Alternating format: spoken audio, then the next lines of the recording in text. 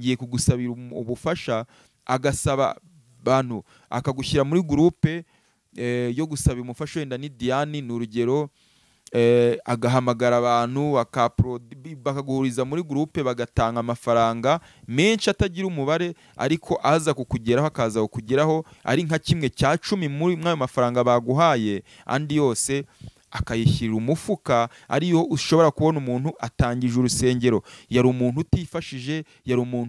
umuntu w'umutindinya kujya wundi wo gufashwa, ariko mu gihe kitarenze umwaka cyangwa imyaka 2 ni wa muntu ubarirwa mu bakire, ndetse abakire batunze agatubutse, abakire babandi barenze. Ukaza kwibaza ubwo bukire bwose, ayo mafaranga yose ayakuye mu gihe kitarenze imyaka 2, nyamara mu myaka ya mbere yari umuntu wo gufashwa, ariko bikaza kurangira abaye wa muntu ahubwo ugomba kuba yagufasha, ndetse ashobora kuza kuba yakugurira imodoka ari ikintu cyoroshye, kuba yaza akakubakira inzu ari ikintu cyoroshye, kuba yakura mu mufuka akaguha miliyoni y'amanyarwanda ari ikintu kimworoheye, ari nko kuguha 5,000. Ukaza kwibaza ahantu ayo mafaranga yose aba yarayakuye. Bari kugenda batuburirwa, niko gukora umukwabo mu nsengero zitujuje ibisabwa. Barabita ngo n'abapasteri, bari abita ngo n'abavugabutumwa, bagenda agakora urusengero, akagenda agafata abantu akabashuka, akajya bajyana mu nzu ye bagasenga, bikaza kurangira bamwe baterewe y'amada, bikaza kurangira bamwe babuze aho kurara, imiryango yabo isenyutse kubera ko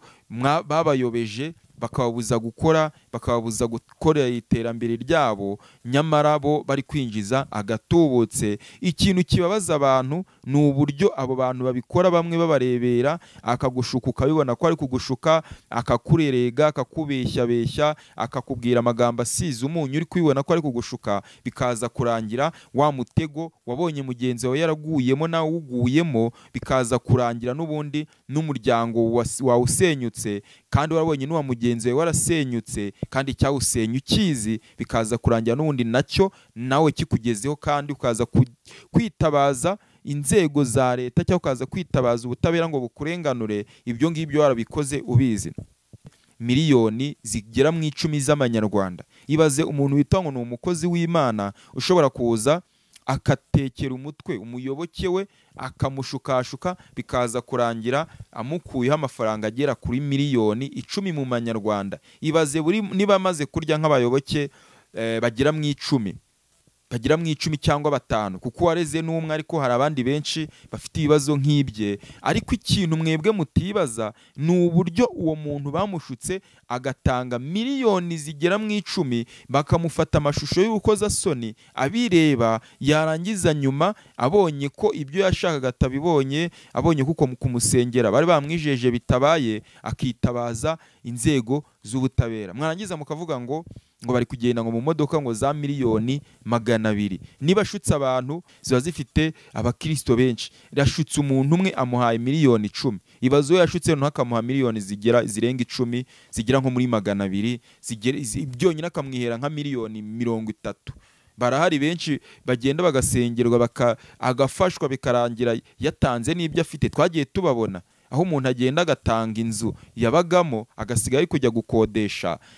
kubera ko zarenge ya myuka bamuhuhereyeho, bikarangira afashwe, bikaza kurangira atanze inzu abamo, bikaza kurangira agiye gukodesha, bikaza kurangira atanze igishoro yakoreshaga muri business ye, bikaza kurangira abana be babuze kujya ku ishuri, bikaza kurangira babuze icyo kurya, nyamara yarabikoze abireba. Yanyiza akaza uvuga ngo bamutekeye umutwe, nta muntu waje ngo amushuke. Niho handi uzavuga ko bamwe muri bo, simvuze ngo ni bose, ariko bamwe muri bo uzitegereze cyane, urebe ko ubugenzuzi bwawe izo mbaraga za sekibi mu buryo bwo kugira ngo bigwizeho amafaranga. Byiza kuri wowe ukunda ndetse ugakurikira ibiganiro byacu kuri MPO TV, by'umwihariko wowe wamaze gukanda subscribe, nawe utari wayikanda, tuguhaye ikaze muri iki kiganiro. Rebere kubiri kuvugwa, ariko by'umwihariko ndagira ngo tuze kureba ese ni ukubera iki kamibi mu myemerere yabo. Tugiye kurebera hamwe ese bihatse iki. Murabizi neza hari hamaze iminsi hari icyo twakwita nka saga cyangwa se kutumvikana amavideo acicikana ya bamwe mu ba social media influencer cyangwa se mu ba influencer bakomeye mu Rwanda,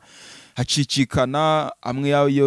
y'ubwambure bwabo bambaye ubusa, hongera kuza andi y'abandi ngo basimbutse ibipangu, ibintu nk'ibyo ngibyo. Haza n'andi yabazanaga abantu ku mbuga nkoranyambaga cyane cyane bavuga ko ngo bagiye baryamana n'abakobwa bakabatera amada, bikaza kurangira babataye awuzu. Byagiye bihurirana kubera ko impamvu waza kubyemera cyangwa se buze gutuma tubyibazaho ni uburyo bimwe mu byagiye bivugwa, amagambo y'amafoto, iki aba bavuga butumwa cyangwa se abakozi b'Imana aribo bantu bari kugaragara mu magambo, bari kugaragara mu matiku, bari kugaragara mu buryo busa nkaho butandukanye n'imyemerere yabo cyangwa se imyemerere yabo bagenderagaho, kubera ko uraza kubona ibirimo isura bari kwerekana iyo hanze niyo bari kwerekana bageze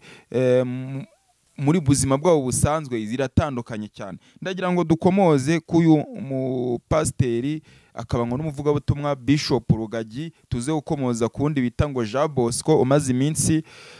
yaratawe ari gukurikirana n'inzego z'ubutabera. Tuze gukurikizaho umuntu bita Pastor Mutesi, tuze kongera tugere ku muntu bita Claude ndetse na Yongo hafaho n'abandi bita ngo ba Apotre Mutabazi. Tuze kureba isano iri hamwe yabo, ariko tuze kwibuka ko hari abandi nabo bagira imico wabona ko itandukanye n'iyabo, badakunda kugaragara muri social media, badakunda kugaragara mu bintu by'amatiku. Tuze kureba ikiri gutera abo ngabo, abo bapasiteri bandi, abo bavuga butumwa bandi, abo banyamasengesho. Duhereye ku uyu nguyu Bishop Rugagi, muribuka amagambo yavuze nyuma yuko Mutesi Scovia atangaje ibijyanye n'urusengero rwe ngo ruri Muhanga, ukaza gusanga urwo rusengero rutari ruriho, ukaza kumva ko rwari ruri mu Ruhango, ariko yaje gutangaza amagambo ari hagati ya confidence cyangwa se yemeza ko ibyo avuga ari ukuri, ndetse ko umuntu bita Mutesi Scovia nataza imbere ya Rugagi ngo amusabe imbabazi, hari ikintu kigomba kumubaho kandi gikomeye, azabura n'ubugingo. Ni naho hahise hazamuka amagambo y'abantu bamwe yavugaga ko ibyo Bishop Rugagi avuga abizi kandi abihagazeho, ndetse n'umuntu bita Yongwe nk'umuntu babanye ndetse wamuzamuye mu gakino, wamugize uwo ari we kugeza iki gihe, yavuze ko umuntu bita Bishop Rugagi ari umuntu ufite izina rikomeye, yubatse mu buryo bushoboka kandi ngo aryubaka igihe kirekire, imyaka myinshi, yubaka uburyo bw'amafaranga ndetse yubaka n'imbaraga zizamurinda, ndetse ngo mu bintu byatumye batandukana ni uburyo nawe ngo yabonaga ko hari izindi imbaraga ashobora kuba akoresha, ndetse ngo na confidence nyinshi zikaza gutuma umuntu bita Yongwe ahari urusengero rwe rwari ruri mu Ruhango akemera kurwemera umuntu bita Bishop Rugagi, kugira ngo babashe kuba basesa amasezerano bari bafitanye cyangwa se ufatanye bari bafitanye, nta wundi muntu n'umwe ubimenye, kubera ko uza kubona ko ibintu bakora cyangwa se imbaraga bakoresha bazubatse mu buryo bumwe cyangwa se ubundi, biringiye uburyo bashobora kuzikoresha, uburyo bashobora kuzihanganisha n'umuntu ubagendaho ubavuga nabi. Nuza kuza gutekereza ko uyu muntu bita ngo Bishop Rugagi, uraza gukubita ku muntu bita ngo Fanete waje kwitaba Imana mu gihe muri 2023 azize bamwe bavuze ko ubushuti yafitanye na Bishop Rugagi, umubano warafitanye nawe, ndetse no kuba ngo yaraza amabanga amwe namwe y'uburyo akoresha imbaraga ze, y'uburyo abayeho, y'uburyo iyi ngiyi ngo Redeemed Gospel Church ikora, biri buze gutuma ataza kumuha agahenge ko kuba yamurambika hasi, ndetse biza kuvugwa ko mu urupfu rwe rwabaye nk'amayobera, rwabaye mu buryo butunguranye, ngo ashobora kuba yaraje kubigiramo uruhare, nubwo nta bimenyetso abatangaje ibyo begeze babivugaho, ariko bahise babisanisha n'umuntu bita Fanete, bavuga ko Bishop Rugagi ashobora kuba afite ukuboko mu buryo bw'imbaraga z'umwijima, cyangwa se imbaraga zabashije guhitana uyu muntu ngo bita ngo Fanete. Tuze gukubitira ku muntu ibyo ngibyo nitugeraho ngaho tuhita twibuka umuntu bita Dorimbogo. Nyuma y'uko yitabye Imana nibwo abantu bazanye amajwi y'umuvugabutumwa cyangwa se nk'umupasiteri wamugiriye inama amusaba ko ngo ahinduka, ngo nadahinduka ngo araza gukenyuka. Dorimbogo abitera umugongo arabihakana, avuga ko atateze ntanateze kuzajya, ariko ibyamubayeho ngira ngo mwese mwarabibonye. Bamwe bavuze ko kuba atarubashye umuvugabutumwa, kuba umuvugabutumwa hari ibyo yavuze akanga kubigenderaho, biri mu bintu yazize, nubwo ngo bashobora kubikora bikaza kwitirirwa ko yishwe n'indwara, ariko ngo haza kuzamo icyo twakwita ngo imbaraga z'umwijima mu mfu z'abantu hato na hato, bitewe n'uko ngo haba hari ubwumvikane bukeya bagiranye nabo bakoranaga, ndetse no kuba yakwirinda ko imbaraga akoresha zaza kumenywa n'abantu benshi. Ndagira ngo dukubitire ku uyu mugore nanone, uyu nguyu bamwita ngo ni Aline Gahongayire. Mwumvise iby'umukozi we yaje avuga ashyira hanze ku mbuga nkoranyambaga bijyanye n'uko ngo yamufungishije, ngo akamurega ibyaha bidafatika, ariko uriya mukozi yavuze ijambo rimwe mwebwe mutatekerejeho, mutabashije gutekerezaho ngo mugire ikintu murirebaho, uburyo yavuze ko hari ibindi hari ayandi makuru abitse Aline Gahongayire ngo adashobora gushyira hanze kubera ko ngo atinya kugirirwa nabi, ngo atinya gupfa, ariko bamwe babizanishije n'ubundi ngo n'izo mbaraga z'umwijima, cyane ko hari amakuru yavuzwe ko ubwo twari muri Guma mu Rugo lockdown, yagiye ngo gutaburura umwana we wari umaze imyaka ikabakaba mu 10 ngo yitabye Imana, akamukura mu irimba akamuzana mu rugo. Uwo mukobwa yaje kubivuga inyuma ya kamera, avuga ko ngo yikanze ndetse ngo agira mu ubwoba ubwo ngo yabonaga Aline Gahongayire ari gufura ngo imyenda y'umwana we witabye Imana ayikuye mu isandugu, ariko ngo aza kugira ubwoba ngo ibyatumye yongera gutekereza kuba yavugana na Aline Gahongayire, ndetse ngo Aline Gahongayire akimara kumenya ko umukobwa yabonye kwikanga kwe, umukobwa yabonye yatangiye gushidikanya uburyo babayemo ibiki byose, nibwo ngo yaje gutegura umutego wo kugira ngo amutege amafaranga. Biza kurangira havuzwe ko ngo yibwe ngo amafaranga agera kuri miliyoni y'amanyarwanda. Umukobwa arabihakana, ariko biza kurangira n'ubundi agiye muri gereza akatirwa umwaka umwe. Arangije igihano nibwo yaje ku mbuga nkoranyambaga atangira gutangaza amagambo yagiye avuga yose mwagiye muyabona, ariko ukibaza kuki bihurirana, kuki abo bantu bose bigenda bihurirana n'ibyo bagenda bavuga, nyamara cyangwa se abandi bagenda babavugaho, bamwe mu babanye hafi, abo bagiye bakorana mu buzi bugiye butandukanye, ndetse nabo bagiye basengana, bamara kushwana bakaza kuza kuvuganaho, ndetse bakaza no kuza kugira ibindi by'amabanga yabo bashyira hanze. Twebwe nkatwe tuyumva tukaza gusigara twibaza, ese ibi bintu ni ukuri cyangwa si ukuri?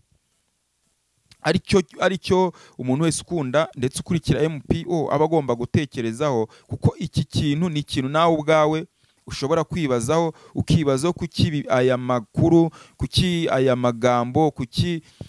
ibi bintu bikomeza kugenda bigaragara, nyamara ukaza kubona ba nyir'ubwite ubwabo babyihakanira. Ndagira ngo dukubitire ku mpanuka yabaye ku munsi wo ku cyumweru, ubwo DJ Brian yaravuye ngo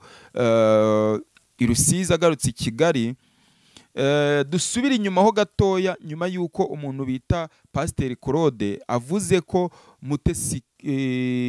DJ Brian naramuka atamusabye imbabazi ngo hari ikizamubaho kandi ngo azagifatisha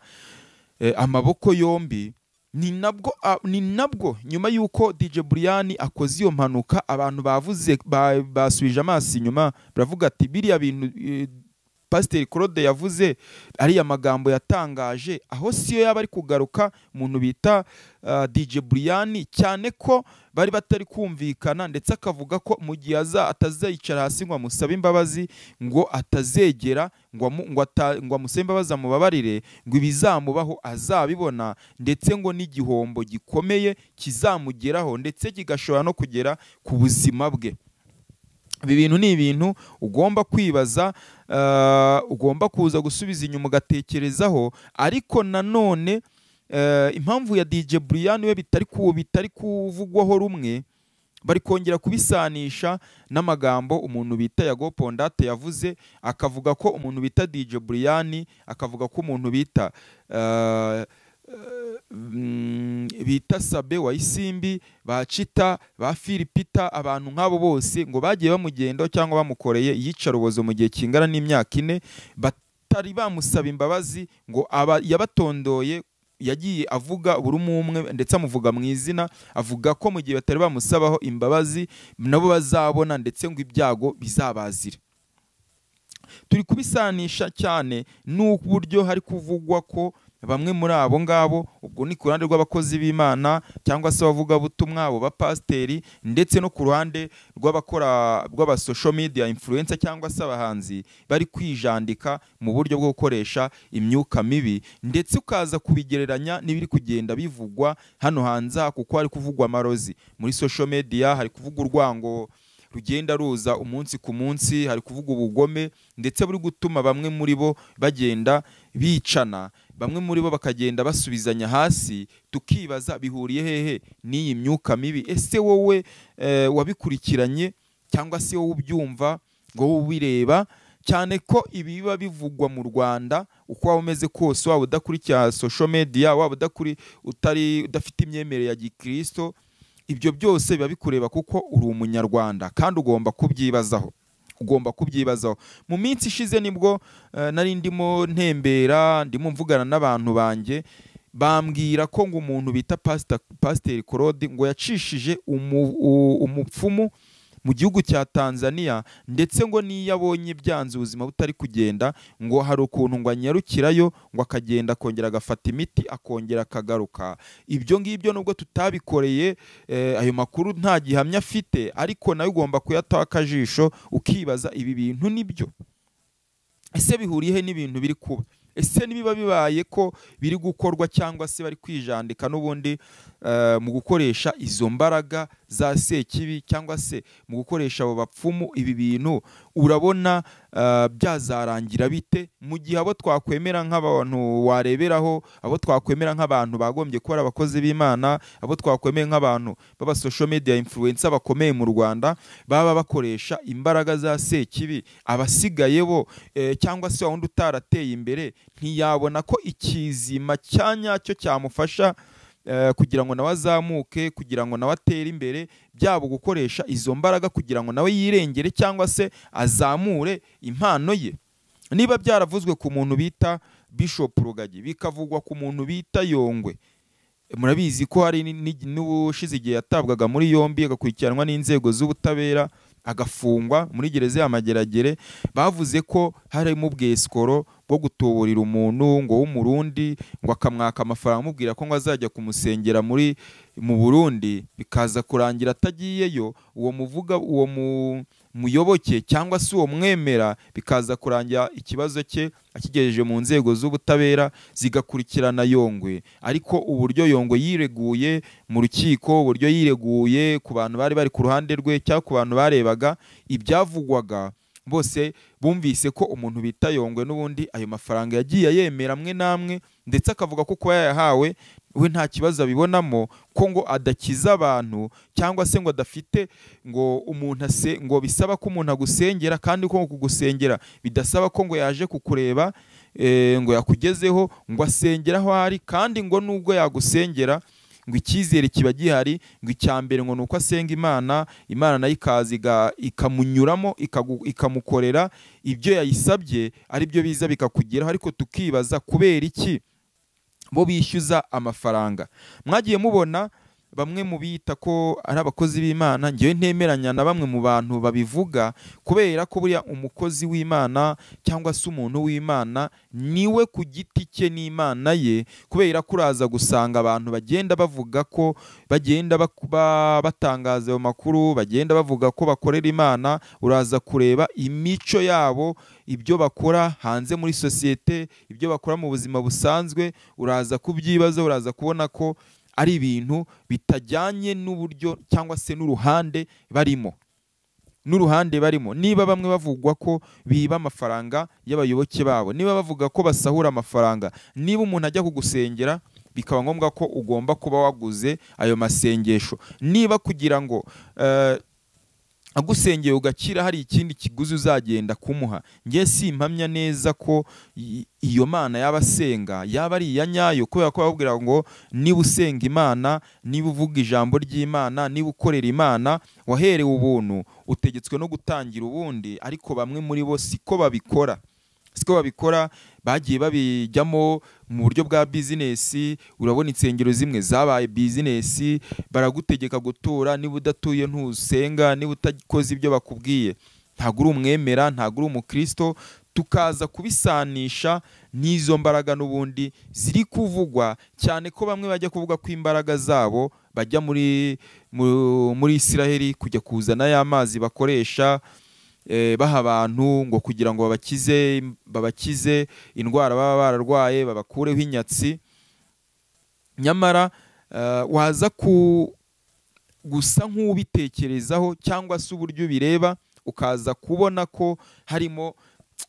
ibyo utakwizera. Yego ntago bose ariko bameze 100%, ariko abenshi muri bo niko bateye, niko bakora, niyo migenzo bakora. Bajya gusengera, akajya kugira ibyo akuvugaho yamaze kuba yakoresheje izindi mbaraga. Wowe wamara kuvayo n'ubundi umaze gukira, umaze koroherwa, n'ubundi akaba yagushyizemo indi myuka mubi izakugeraho igihe cyari cyo cyose, isaha runaka, n'ubundi akagukiza bimwe ariko akaguteza ibikomeye kurusha ibyo yagukijije.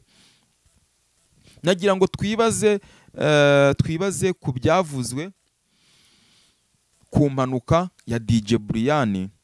ku byavuzwe ku mavideo ya Sabe, ku byavuzwe ku muhanzi Yago Pondate, ku byavuzwe kuri bariya ba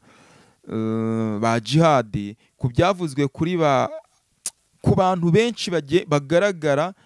ugenda ubona, kuko uraza kubisanisha n'ibyagiye biba. Nahubwiye ngo urugero rwiza uzajya uheraho ureba, uzahera ku muntu bita Fanete, uhere ku muntu bita Dorimbogo, nurangizaho icyanyuma, umwanzuro wa nyuma uzawifatira, uzabona icyo ugomba gukora, kubera ko ibiba buriya ngo nta kiba kidafite imvano, nta kiba kidafite inkomoko, nta kiba kidafite icyagiteye. Niyo mpamvu rero ugomba kujya ku ruhande ariko ukaza no gutekereza cyane, kuko bari abantu n'ubundi izo mbaraga bakoresha, izo ngufu zindi zibafasha kugira ngo ibyo bakora bigerweho, ibyo batekereza bikorwe, ziba zisaba ikindi kiguzi. Barahubwira ngo bamwe harimo abategekwa kuba yagira ayo mafaranga, akagira ubwo butunzi, yewe akagenda mu iyo modoka nziza, ariko iyo nzu akaba yayubaka, akagira ibikorwa, ariko ukaza gusanga atarara mu nzu, arara ku muhanda, ukaza gusanga atarya, ukaza gusanga hari ibindi bintu by'ibiguzi aba agomba kwishyura kugira ngo bwa butunzi abuhorane. Niba umuntu yitwa ko ari umukozi w'Imana, ni umuvugabutumwa, araje afashe abantu, yifatiye abantu ku gahanga, arababwiye ngo njyewe nzaruhuka ari uko maze kurya ituro rya miliyari. Tayari muhise wumva ko icyangombwa kimuraje ishinga atari ukugusengera, ikimuraje ishinga atari abo bayoboke, ikimuraje ishinga si izo ntama z'Imana, ahubwo ikimuraje ishinga n'ayo mafaranga agomba kuba yaza kugusoromamo, bikaza kurangira ibikorwa bye bigezweho. Waza kwibaza ni gute umuntu azabwira ngo ngiye kugusengera, ngiye kugukiza ibyaha, ngiye gusabira Imana, aturaza kuva hano ukize, aturaza guhaguruka hano ukize.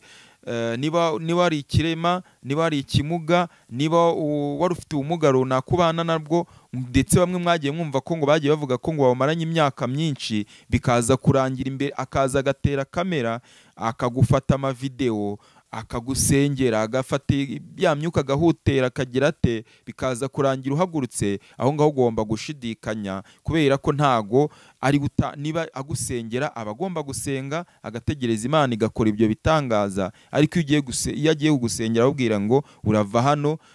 umaze gukira urava hano, ibi bimaze kuba, ikiyongereyeho ya mavideo akayakoresha mu buryo bwo kugira ngo acuruze, kuko ntago asenga uwo mwanya, arasenga, yangiza gusenga agahita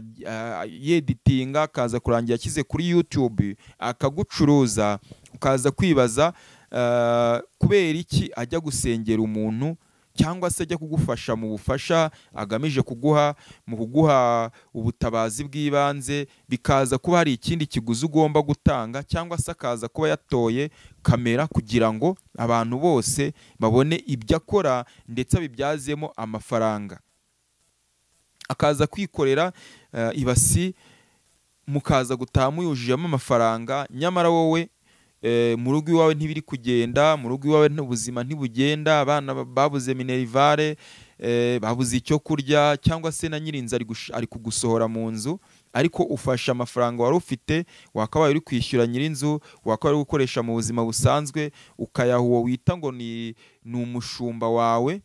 bikaza kurangira uburaye, nyamara we ari kwiyubakira inzu nziza igeretse, ari gukora tuwa mu bihugu bitandukanye by'Uburayi, ari gusohokera ahantu heza, akajya kurya ubuzima, ukaza kubona ubuzima bwe bwaramaze gukemuka, nyamara we nk'umuyoboke we nta kintu uriho, nyamara no kubaka urusengero byarananiranye, ariko waza kubona imodoka baba bagendamo, waza kureba ibikorwa baba bafite hirya no hino, waza kureba amazu baba baragiye bubaka mu bihugu bitandukanye by'Uburayi. Ni ibintu wowe ubwawe uba ugomba gutekerezaho. Umuntu akubwira ngo ndagusabira ubufasha, ngiye kugusabira ubufasha, agasaba bantu akagushyira muri groupe yo gusaba umufasha, wenda ni Diane ni urugero, agahamagara abantu bakaguhuriza muri groupe, bagatanga amafaranga menshi atagira umubare, ariko aza kukugeraho, akaza kukugeraho ari nka 1/10 muri ayo mafaranga baguhaye, andi yose akayishyirira umufuka. Ariyo ushobora kubona umuntu atangije urusengero, yari umuntu utifashije, yari umuntu w'umutindi nyakujya wundi wo gufashwa, ariko mu gihe kitarenze umwaka cyangwa imyaka 2 ni wa muntu ubarirwa mu bakire, ndetse abakire batunze agatubutse, abakire babandi barenze. Ukaza kwibaza ubwo bukire bwose, ayo mafaranga yose ayakuye mu gihe kitarenze imyaka 2, nyamara mu myaka ya mbere yari umuntu wo gufashwa, ariko bikaza kurangira abaye wa muntu ahubwo ugomba kuba yagufasha, ndetse ashobora kuza kuba yakugurira imodoka ari ikintu cyoroshye, kuba yaza akakubakira inzu ari ikintu cyoroshye, kuba yakura mu mufuka akaguha miliyoni y'amanyarwanda ari ikintu kimworoheye, ari nko kuguha 5,000. Ukaza kwibaza ahantu ayo mafaranga yose aba yarayakuye. Ari naho tubona ko bamwe bagiye bagendera mu kubaka insengero zidafatika,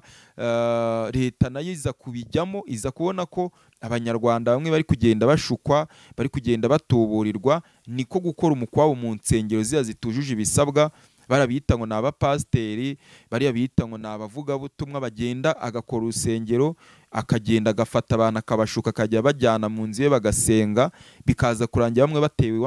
baterewe y'amada, bikaza kurangira bamwe babuze aho kurara, imiryango yabo isenyutse, kubera ko babayobeje, bakababuza gukora iterambere ryabo, nyamara bo bari kwinjiza agatubutse. Ikintu kibabaza abantu ni uburyo abo bantu babikora, bamwe babarebera, akagushuka ukabibona ko ari kugushuka, akakurerega, akakubeshya, akakubwira amagambo asize umunyu, uri kubibona ko ari kugushuka, bikaza kurangira wa mutego wabonye mugenzi wawe yaraguyemo nawe uguyemo, bikaza kurangira n'ubundi n'umuryango wawusenyutse, kandi warabonye n'uwa mugenzi wawe warasenyutse, kandi cyawusenya ukizi, bikaza kurangira n'ubundi nacyo nawe kikugezeho, kandi ukaza kwitabaza inzego za leta, cyangwa ukaza kwitabaza ubutabera ngo bukurenganure. Ibyo ngibyo warabikoze ubizi. Ubwo nakomozaga kuri wa muntu wareze uriya ngo ni Jean Bosco, ko ngo yamuriganyije miliyoni zigera mu 10 z'amanyarwanda. Ibaze umuntu witwa ngo ni umukozi w'Imana, ushobora kuza akatekera umutwe umuyoboke we, akamushukashuka, bikaza kurangira amukuyeho amafaranga agera kuri miliyoni 10 mu manyarwanda. Ibaze niba amaze kurya nk'abayoboke bagera mu 10,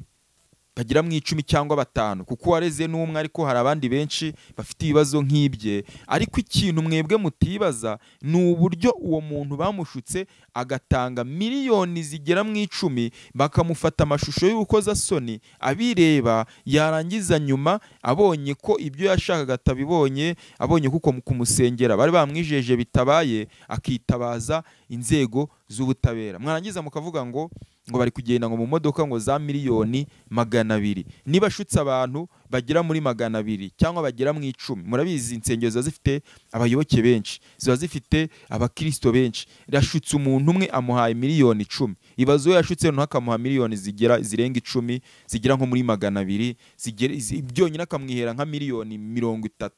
Barahari benshi bagenda bagasengerwa agafashwa bikarangira yatanze n'ibyo afite. Twagiye tubabona aho umuntu agenda agatanga inzu yabagamo agasiga ari kujya gukodesha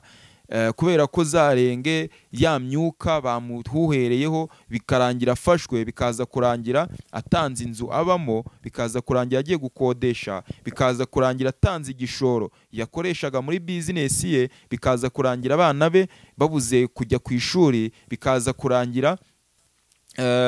babuze icyo kurya, nyamara yarabikoze abireba. Yanyiza akaza kuvuga ngo bamutekeye umutwe, nta muntu waje ngo amushuke. Niho handi uzavuga ko bamwe muri bo, simvuze ngo ni bose, ariko bamwe muri bo uzitegereze cyane urebe uko ubugenzuzi bwawe, bamwe muri bo bakoresha izo mbaraga twakwita ko ari za sekibi, cyangwa se izo mbaraga za sekibi mu buryo bwo kugira ngo bigwizeho amafaranga. Nujya mu buzima bw'uriya Bishop Jean Bosco, uriya Jean Bosco ukaza kureba uburyo yatangiye ruriya rusengero rwe ruri ngo i Remera, niba ari Remera hafi aho ngaho ya Remera na Kimironko, uraza gusanga ubuzima bwe mbere y'imyaka 10 cyangwa mbere y'imyaka 5 atari kuri yari ameze, si kuri yari ameze, ashitangiza urusengero ariko yitagira amafaranga menshi ku buryo kumugirira icyizere ukamuha miliyoni 10. Ndabwiye ngo diro bakine yo kurya amafaranga ntago azaho urya ngo arya 100,000. Aragutekera umutwe, birangira umuhaye miliyoni 20, miliyoni 10, birangira utagifite n'urwara rwo kwishima, we agutere yawuzu, agukangishe gushyira amafoto yawe hanze wambaye ubusa, yaragushutse ukagenda ngo agusengere kubwira ngo kuramo, bikarangira imyenda yose uyikuyemo, bikarangira wambaye ubusa, bakagufata amafoto y'ukozasoni, bakaza kukubwira ko umunsi uzajya kurega uzitabaza inzego za leta, bazashyira hanze amafoto cyangwa se amavideo y'ukozasoni bagiye bagufata. Harimo benshi bafite icyo kibazo ariko banze kubijyana mu butabera kubera gutinya ibyababaho, cyangwa se kubera babanje gukangwa, kubera ko babanje kubabwira ibyo bazabakorera nibaramuka bajyanye ikirego,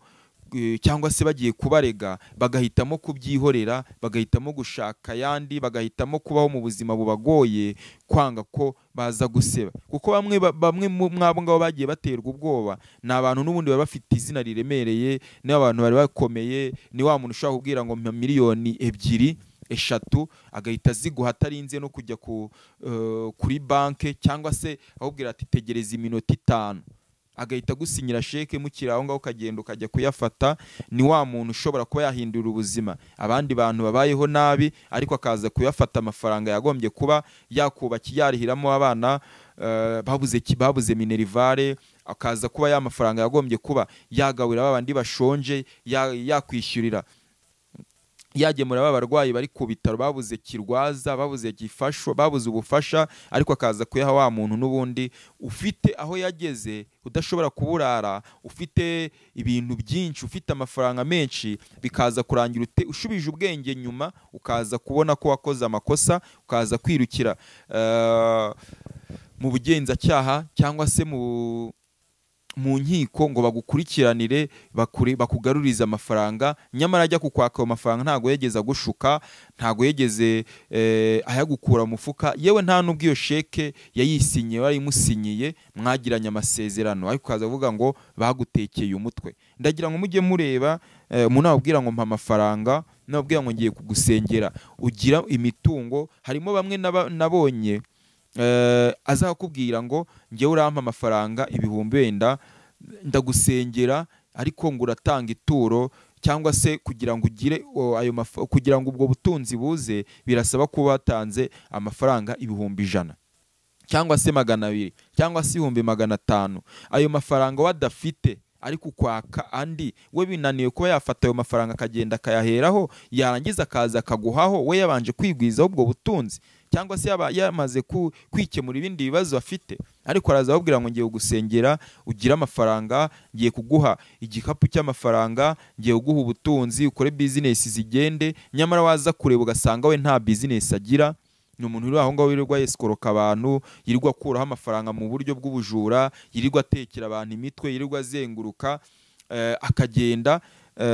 akabeshya abantu ngo ndagukorera ibi ngibi umuhe amafaranga, nawe nta business ndagira usibye kwirirwa yeskoroka abaturage, yeskoroka rubanda, kugira ngo ubwo butunzi n'ubundi avuga azaguha ubumuhe akandi ngo aze agusengere. Kuki mutatekereza byibura impamvu iba impamvu aba yabanje kukubwira gutyo, cyangwa se utekereza impamvu ubwo butunzi abashaka kubuguha nyamara we ntabwo afite. Agenda mu modoka nziza wamuguriye, n'abandi nkawe mwateranyije mukamuha, abeskorotse arizo za miliyoni 10, ari umuhaye miliyoni 1, ari umuhaye miliyoni 10, ari umuhaye miliyoni 2. Ese simwegeze mwumva na bamwe bakubwiraga ngo hari urusengero rumwe hano mu Rwanda cyangwa se itorero rimwe hano mu Rwanda, wumva bakubwira ngo ntago batura ibiceri, batura inote, ngo ntango ibiceri ngo bisakurize Imana. Ni naho ryo jambo ryavuye cyane, kwa wundi umuntu ibiceri kubwira ngo ibiceri bisakurize Imana, ngo ntashaka ibiceri. Ituro ryose, kandi tuzi ko ku Mana ituro ryose utanze rivuye ku mutima, ushobora gutanga n'igiceri cy'10 cyangwa se cy'5 bikaza kuruta wundi watanze miliyoni, bikaza kuruta wundi watanze iyo nzu. Ariko wakubwira ngo tanga inoti, tura inoti, ati Imana izagukorera ibi, shyira ubukene bwawe hano, ngo uraza kuhakura amafaranga, nyamara amafaranga wagombye kuba ucyura aho gukakoresha business urayatanze, ukazaza nyuma uvuga ngo umuntu yaranyeskorotse ankuraho amafaranga, kandi ari we wayamwihereye, ari we wayamwihereye. Mujye mubanza murebe aho mugana naho muva. Umuntu afata miliyoni, ese reka nemere miliyoni wenda 25 nk'uko yabivuze, nk'uko byavuzwe, miliyoni 25. Miliyoni 25 ziri mu rusengero rwubatse neza, ariko wenda turukure mu mujyi wa Kigali, turushyira ahantu nko mu cyaro wenda no cyangwa mu nkengero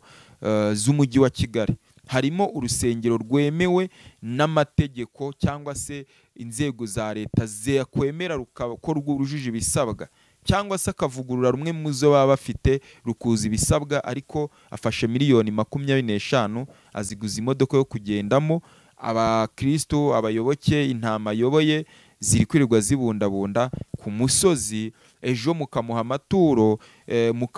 mukamugurira amazu, mukamuha business, abana be bakiga heza, abana be bakarya neza. Wowe wawe ashobora kuba ari kuburara, wowe ashobora kuba ari babuze minerivare, ushobora kuba na nyirinzi ari kugusohora mu nzu, ushobora kuba hari ibindi bibazo wirengagije, ushobora kuba ufite umwana urwaye, cyangwa se uwo mu muryango wawe urwaye, cyangwa se abandi muvukana n'ibyo kurya babibura, ariko ukafata ukayaha wa muntu udafite n'icyo kuyakoza, agiye kugumya kubyimbisha konte ze, utatekereje neza, byaza kurangira nyuma ukaza kwirukanka ujya mu nzego ngo ugiye kurega uyu muntu ngo yagukoreye ubweskoro, yarakwiskorotse, ngo yagutekeye umutwe, ngo yagukangishije ayo mafoto. Kandi wareba ibyo yakubwiye, yarabikubwiye urabyemera ukoma amashyi. Ayo mavideo yarakubwiye ngo ambura, urambura ukuyemo, yarabwiye ngo jya ahangaha uragiye, agufasha ayo mavideo uri kureba. Imyaka ishira ari ingahe? 3 wenda n'urugero, cyangwa se 1, naho dore ko atari mutoya, warangiza wowe bwawe ngo byagenze bitya, uyu muntu ni umweskoro, barabara, nawe akaza kwisobanura, bikaza kurangira n'ubundi agutsinze, kuko urukiko rureba ibimenyetso. Mwabo bose nta numwe ufungwa ngo agumeyo kuko baba bafite ibimenyetso. Ibyabo baba barabiteguye, ibyo baba barabiteguye, yarapanze uburyo agomba gukurya izo miliyoni, yarapanze uburyo agomba gukurya ayo mafaranga, yarapanze uburyo agomba kwigwizaho imitungo mu ibanga rikomeye cyane cyane ko usanga n'imitungo myinshi baba bafite ntabwo ibibanditseho, imyinshi baba bafite ntabwo ibibanditseho, iba yanditse mu bantu bo muri famiye, yanditse iki, yarakoze yaranditse igitabo cy'uburyo agomba kubonamo amafaranga, akaregenda afite n'igitabo cy'amategeko areba itegeko rizamurengera mu gihe umwe muri mwe azaba yaje kumurega akavuga ati bizagenda bitya, nzireguza izi ngingo, urukiko cyangwa se ubushinjacyaha buri bimenyetso binshinja birangiye urukiko runyuye. Ndagira ngo mwabonye uburyo umuntu Apotre Yongo yireguye mu rukiko, yemeye ko ayo mafaranga yayahawe ndetse ngo yahabwa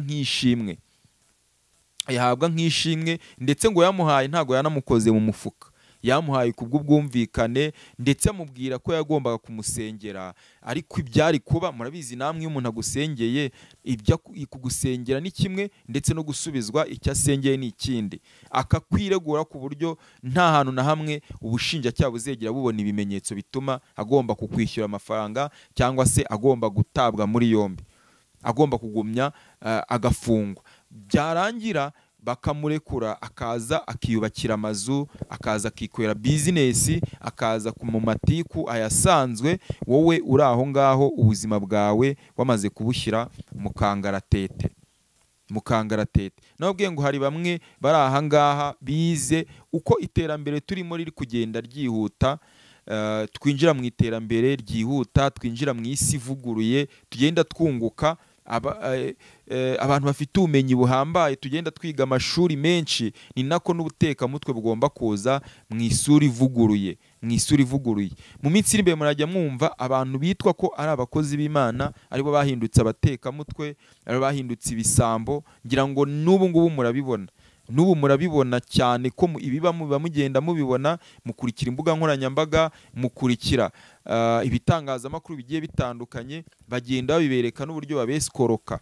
babesikoroka ukamwihera amafaranga. Ntabwo umuntu azaza kukwiba ngo aza gukore mu mufuka, wazagutekera umutwe birangire amafaranga uyakuye ku mufuka uyamuhe, birangire wari ugiye kurangura amafaranga yawe, wari ugiye gukoresha bizinesi uyakuremo uyamuhe, agende yikorera ibikorwa wowe inzara ikwice kandi warabigizemo uruhare. Birasaba ko rero mugira ubwenge, mukagira gushishoza cyane, mukagira kumenya abantu muha amafaranga, icyo muyabahera n'icyo mugura n'ahantu uzungukira. Ese kuki wowe utakwisengera ugira ngo aho ngaho bari kugusengere we ntago wagerayo? Kw'Imana twese twumva, kuki utagenda ngo wisengere, upfukame, weze, wiyeze, urebe aho bitagenda neza, ubanze uhakureho, nurangiza wisengere. Kubera iki umuntu azakubwira ngo ndagusengera, ariko birasaba iki kiguzi cy'amafaranga yanaya kugira ngo ubashe gusubizwa. Harimo bamwe numvise bavuga ngo kugira ngo usengere, ngo iyo utanze amafaranga makeya nyine ngo ibisubizo byawe, ngo nsengere ibibazo bikeya, ngo ntago ngo byose bisubizwa, ngo ariko iyo utanze menshi ngo biza kurangira ngo Imana ibishubije vuba. Abo ngabo bari kubabwira gutyo mwese, abo ngabo bari ahandi hantu bagenda imitima yanyu bakayihabanira, bikazarangira no muri rya terambere ntaryo ubonye, bwa burwayi ahubwo agukijije bumwe, ukaza kugira ubundi buruta ubwo wari ufite, cyangwa se bwa bundi burengeje ukwemera. Aya mantuza aya matorero, aya madini mubona yose y'inzaduka, ibi mugenda mubonesha amaso yanyu, hari ikindi kintu kiba kibyihishe inyuma. Mwabonye insengero zimwe cyane cyane ngo rwari ruri hari i Remera, uretse ko ntegeze mpagera njyewe, ngo basengaga ku cyumweru, indi minsi ngo hakaba harimo akabari, ku indi minsi hakaba harimo akabari, ndetse ngo habera n'ibindi birori bisanzwe. Ku cyumweru n'umunsi wo gusenga, mugasohokamo hahita hajyamo buwate muri urwo rusengero. Hamwe mukumva ngo kugira ngo usenye ndakujyana ku mazi, ngo uragenda uzana ibi bintu ibi nibi, uragenda mbega bya bintu utabasha n'ibintu byinshi baza bakoresha bigiye bitandukanye n'iby'abandi, ariko bose baza baza mu isura imwe, baza mu ishusho imwe. Icyo musabwa mwebwe ni ukujya mushishoza, ayo mafaranga yanyu mukayagumana, mukabanza mukareba uyu muntu inyungu afite mu kugira ngo ngewe nsengere nizi, kuko baza bafite inyungu, ntago baza nta nyungu bafite, baza bafite inyungu. Hani kuna gutega iminsi akagushuka akubwira ko nta nyungu afite, ariko nuza kubireba ukabicishamo amaso uraza kubona inyungu ze zihari, uko byagenda kose zirahari, ntago yaza kubusa, ntago yakwizeza ibi ngibi, ntago yakubyaye siso, ntago umugaburira, agomba kukubonamo inyungu, agomba kukubyazamo amafaranga, mugende mugenzure iyo mitungo yabo, iyo mitungo bafite, ayo mazu y'imiturirwa bagiye bafite, ibyo byose bitandukanye aho bagiye babikura, murebe izindi business bakora zabahesheje kuba abanyamiliyoneri, cyangwa zabahesheje kugira imitungo y'akataraboneka, nta izindi business bafite. Ni bwa bwesikoro uko bukoreshejwe iki, ikoranabuhanga, ni bwa bwesikoro bugenda butegurwa, ni bwa bwesikoro buza wowe ukaza utabubona, ukabona ko utamuhaye amafaranga none, ariko bizagira gukomfirime, akwigishe neza, birangiye uvuye ku izima, sheke uyisinye, umusinyire sheke, ndetse birangiye nawe wari ufite yose uyamuhaye, kuko bafite izindi imbaraga baba bakoresha, kuko bababwira ngo nta nduru ivugira ibusa imusozi, nta nduru ivugira ibusa imusozi. Uzabitekerezaho, uzabigenzura, ukuri kuzarangira ukubonye. Icyo nagira ngo tuze gukura mu kiganiro, iki kiganiro twakoze, ni uburyo bamwe muri bo bari kuza bakababwira ibintu, ariko akazana confidence y'icyo agomba kugukorera, nyamara bikaza kurangira bibaye. Nge naje gukubitwa n'inkuba, cyangwa se naje kumirwa ubwo numvaga inkuru ivuga ku muntu bita DJ Brian ko yakoze impanuka. Nge ntago nitaye ku byo Yago yavuze cyane, ariko kuko Yago avuga ko asenga, avuga ko yubaha Imana cyane, ariko ndaza guha bariya noneho bazwi, bageze mu nsengero, bariya basenze, ngo baba pasteri, ngo baba apotere, ibintu nk'ibyo ngibyo byo bagenda batangaza, uzabirebe, uzabyitegereza ubirebe, birangira bibaye. Niyo mpamvu tuvuga ko n'undi imyuka mibi irahari, kandi nta hantu ho kuyipimira hahari, nta bushobozi ufite bwo kuyigenzura ngo uyibone, ariko imbaraga zo barazifite bakoresha. Ndetse niba warakurikiye babwira ngo buriya ngo n'umusazi arasara akagwa ku ijambo, niba warumvise ibyo umuntu bita ngo mpano y'Imana yavuze, cyangwa se ikiganiro ukagukorana narakirebye, avuga ko bamwe muri bo bahuriye ikuzimu, kujya kureba y'ubutunzi. Bamwe avugamo abapasiteri bamwe bakomeye, ntashatse gusubiramo, mwarabumvise, yavuze ko bagiye bahurira hehe, ikuzimu, bagiye gushaka ubutunzi, bagiye gushaka igikundiro kizatuma babasha kubona abayoboke, cyangwa mubasanga muri benshi, bakarangira bigwijeho imitungo. Washaka kugira icyo uvuga kuri bo, mwaba mwarakoranye, muziranye, mwarabanye, washaka kugira amabanga yabo usohora, bikaza kurangira upfuye amarabira, bikaza kurangira uburiwe irengero, abantu bakayoberwa aho wagiye, nyamara ari imbaraga zabo zamaze kugukoraho rikaka,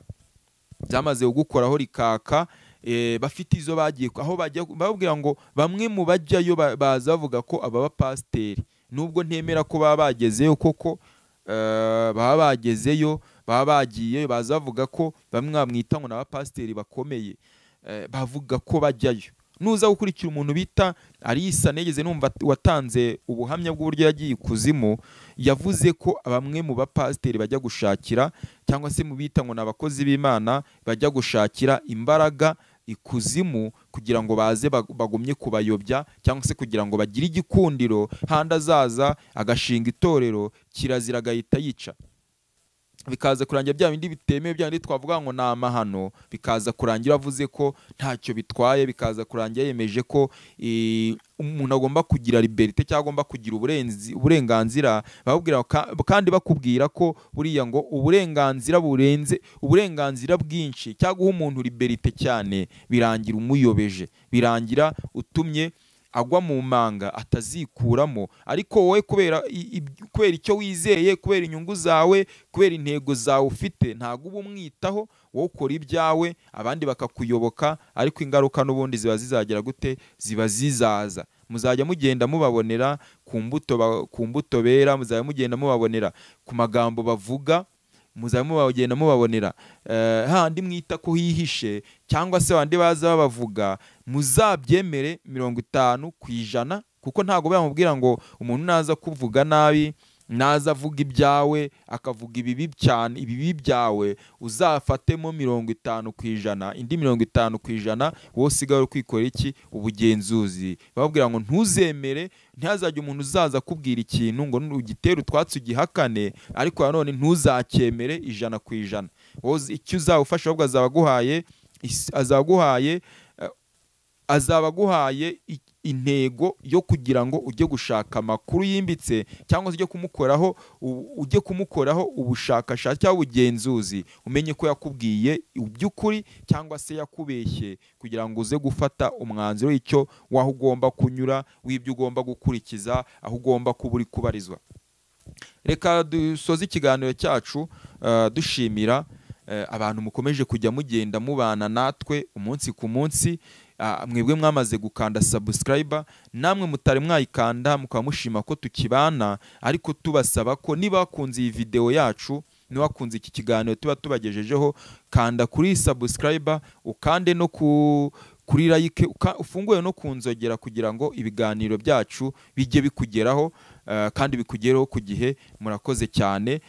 Imana nibarengere, Imana nibane namwe mu byo mukora byose, kandi bahe no kwaguka muri business zanyu, no gushishoza mukamenya ibyo mugomba gukora n'ibyo mutagomba gukora. Turabakunda, duhure mu biganiro byacu bikurikiraho.